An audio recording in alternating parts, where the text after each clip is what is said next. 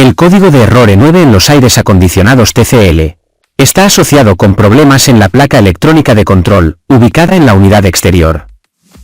Si la falla es real, el problema radica en el módulo de potencia inteligente, responsable de suministrar directamente la corriente al compresor inverter, también conocido como módulo electrónico IPM.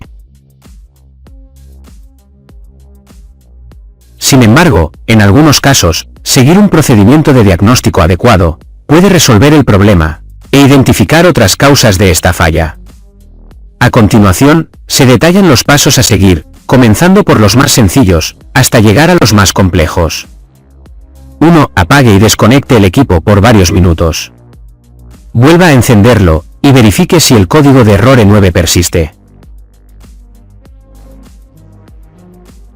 2. Con la ayuda de un multímetro en la escala de voltaje de corriente alterna, verifique el voltaje suministrado por la red exterior. Si el voltaje es inestable, considere la opción de utilizar un estabilizador de voltaje, y revise las conexiones eléctricas desde la red exterior. 3. Si el error E9 persiste, y se presenta cuando el compresor se inicia, o no arranca en absoluto, verifique que la conexión desde la placa electrónica exterior hasta el compresor sea correcta. 4. Además, realice una inspección visual de la unidad exterior. Verifique su limpieza, el correcto flujo de aire y el funcionamiento adecuado del ventilador. Si el problema es un mal intercambio de calor en la unidad externa, el código de error E9 puede tardar unos minutos en manifestarse y frecuentemente no se activa de inmediato. 5. Si el equipo fue intervenido recientemente por un técnico, considere la posibilidad de un exceso de gas refrigerante en la unidad. En este caso el código de error E9 puede tardar unos minutos en manifestarse, y frecuentemente no se activa de inmediato. 6. Examine los capacitores y componentes en la placa electrónica, y verifique el estado de las pistas de la placa.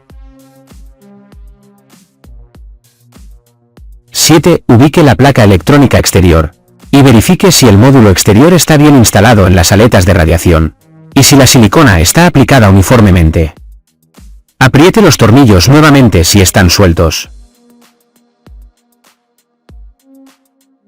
8. Ahora es momento de revisar internamente el módulo electrónico IPM. Siga el procedimiento descrito a continuación. 1. Desconecte el equipo de la electricidad. Recuerde que los capacitores pueden almacenar corriente. Y use un multímetro en la escala de voltaje continuo para medir los extremos de los capacitores y asegurar que se han descargado.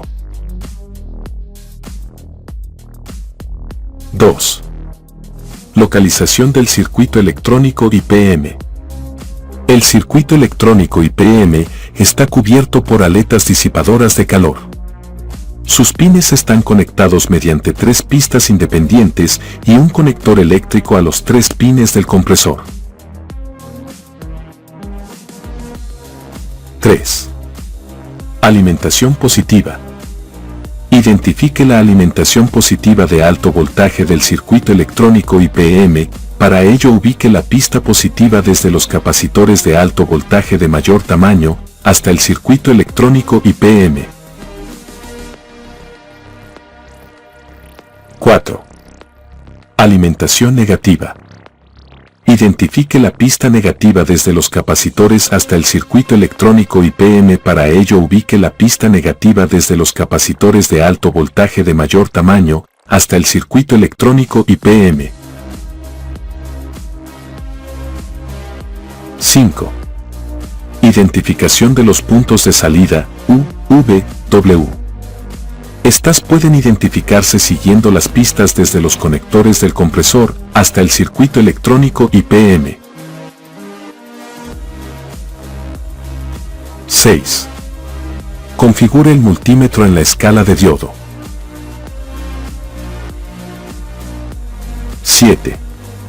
El circuito electrónico IPM está compuesto internamente por 6 transistores IGBT, los cuales internamente contienen un diodo, que vamos a probar. Empecemos con la prueba de integridad de los 3 primeros diodos. A.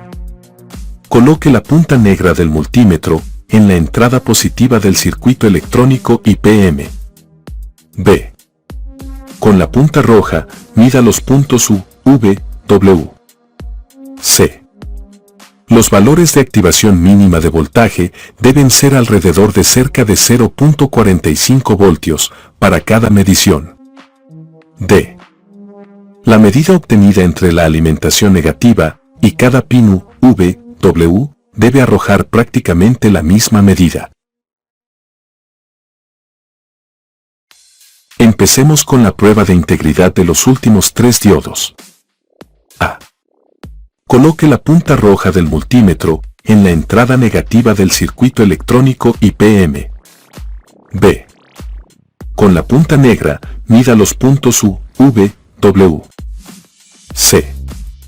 Los valores de voltaje mínimo de activación deben ser similares a los obtenidos anteriormente. D. La medida obtenida entre la alimentación negativa y cada pin U, V, W debe arrojar prácticamente la misma medida. 8. Si todo parece bien con el circuito electrónico IPM, se puede realizar la siguiente prueba. A. Conecte la placa electrónica a la electricidad, tomando las precauciones necesarias. B. Coloque el multímetro en la escala de voltaje de corriente continua en la escala de 400 voltios. C.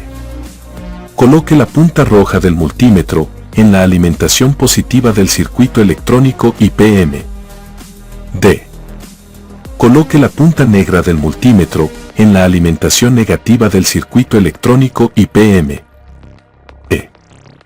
El valor de alimentación dependerá de la alimentación de su placa electrónica, esperando valores alrededor de 150 voltios, para una alimentación de 110 voltios y aproximadamente 300 voltios, para una alimentación de 220 voltios.